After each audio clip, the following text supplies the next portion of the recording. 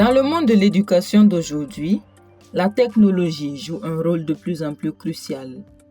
Les outils numériques offrent aux enseignants et aux élèves des opportunités uniques d'apprentissage interactif et engageant.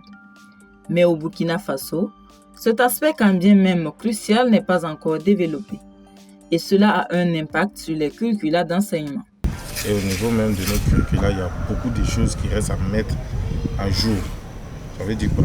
Beaucoup aujourd'hui sont les collègues qui se basent juste sur des guides là pour pouvoir plaquer les choses. Or, des guides ont été élaborés depuis 89. En fait, c'est du passé même.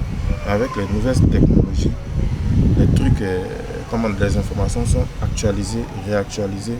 Donc, il y a plus de précision. L'enseignement est plus efficace et ça capte plus l'attention aussi des apprenants. Au moins 80% des enseignants aujourd'hui ne maîtrisent pas l'outil informatique. Donc moi je pense que ça c'est une formation même de base. Vu ce que je viens d'énumérer là, c'est une formation même de base. Et si chacun va faire ça, le ministère va essayer de réfléchir à ça. En tout cas, ça sera vraiment nous mettre nous tous, nous former au BABA même. Dans le but de protéger le noble métier d'enseignant, quelques exigences s'imposent dans l'utilisation des technologies en milieu scolaire. C'est-à-dire, au niveau des technologies, on peut faire un préenregistrement du cours. C'est comme si la technologie faisait un enseignement magistral. C'est comme un discours, quelqu'un qui parle et les autres écoutent. Mais après ça, maintenant, il y a la part aussi. C'est-à-dire, il y a la part. Je peux prendre une petite idée. C'est comme en étude de test, la dernière partie où on met compréhension du test.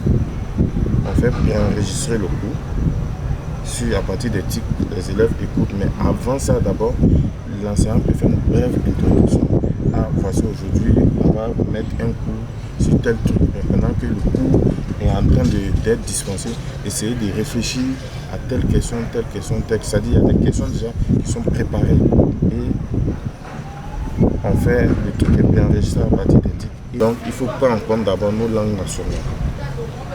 Ça c'est un premier critère.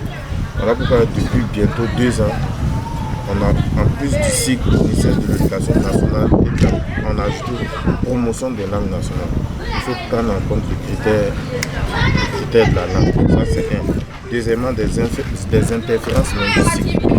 Pour Zagla Media, l'éducation burkinabé doit être guidée par quelques outils technologiques.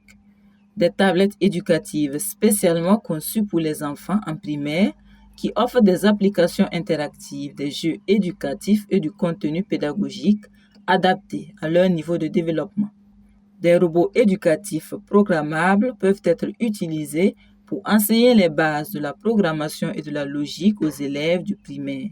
Des imprimantes 3D peuvent être utilisées pour donner vie à des concepts abstraits en permettant aux élèves de créer des objets tangibles pour mieux comprendre les principes scientifiques et mathématiques.